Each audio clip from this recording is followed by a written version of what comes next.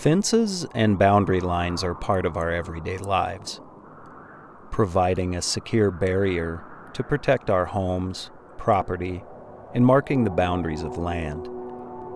Our use of fences goes back as far as the days of prehistoric man, acting as key indicators of a growing culture or civilization for humans.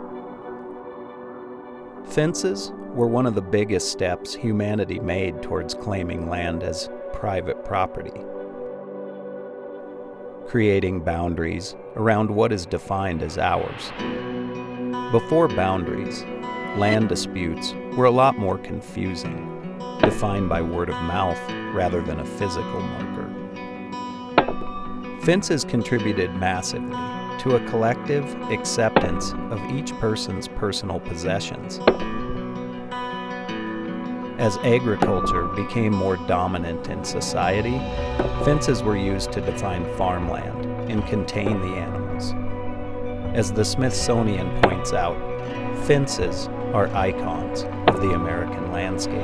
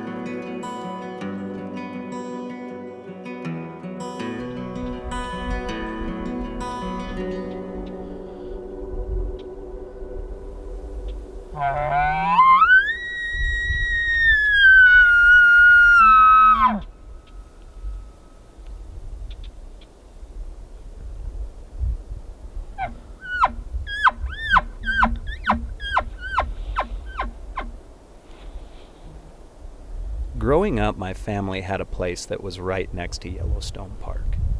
So me and my father and friends would hunt the park line, waiting for elk to migrate out of Yellowstone. I watched so many times the elk wander back into the park and stop 100 yards inside the line, with only 5 minutes to go until legal shooting light. I was blown away each and every time I witnessed it.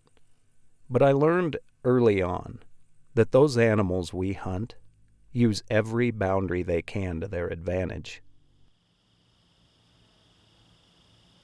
I've found a lot of success in hunting borders or boundaries through the years, finding those spots that get me close to those areas that hold a lot of game that will eventually spill off to where I can hunt, whether it's private land, state lines, or wildlife refuges.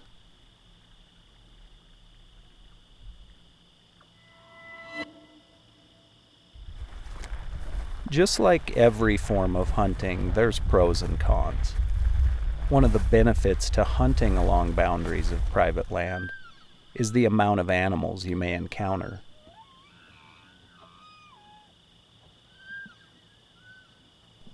With more and more people enjoying our public lands every day, it's only natural that all things wild would seek refuge in areas with less pressure.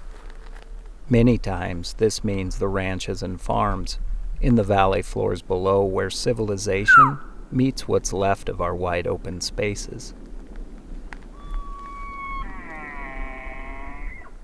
For the hunter, this means opportunity to hunt larger herds along boundaries where the wildlife teeters between where they feel safe from public pressure and where they ultimately would prefer to be. And that's in the vast public lands, away from any and all pressure brought on by mankind.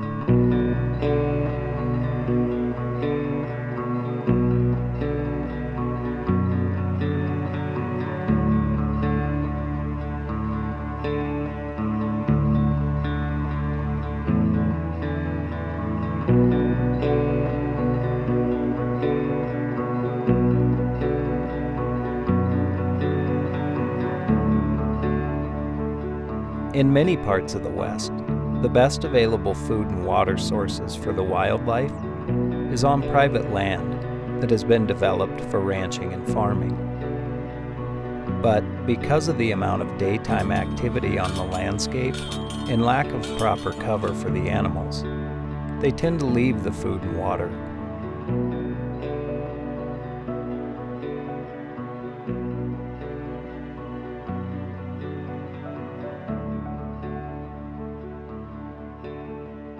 Catching them in these transition periods has become something I've grown to enjoy, whether it's private to public, private to private, or state and county lines. But I do need to know exactly where I stand.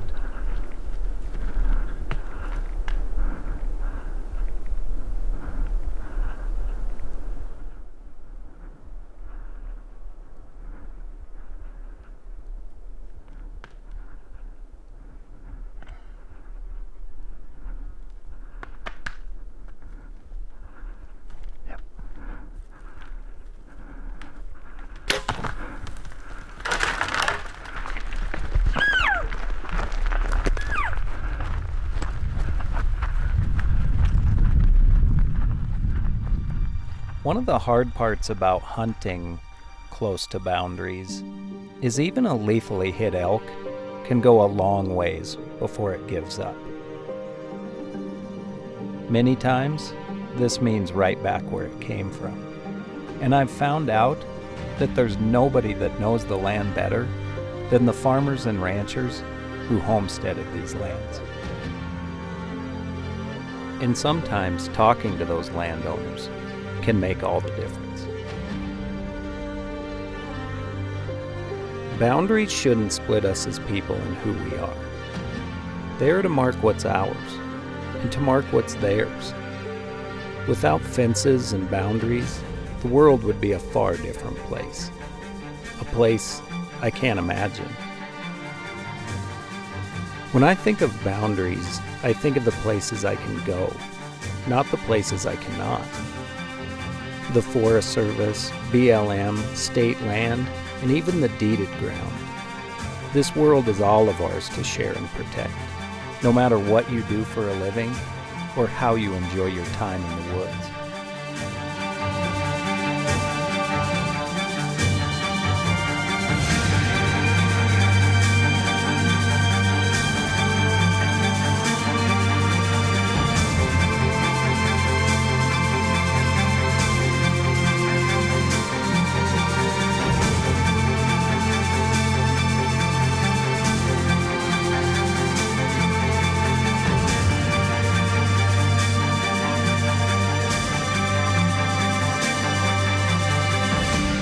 We need the public land and forest for all of us, as a place of peace and sanity, and the animals need sanctuary and security. And they will find it, whether it's in the deepest, darkest hole, or along boundaries, near private land. Thanks, man. Yeah. Appreciate all your help. Standing. Thanks, Gary. You bet, Jason. Yeah. Whatever side of the boundary you hunt on doesn't change who you are and how lucky you are to be there. Most fences you see out hunting are meant to hold livestock in, not tear people apart.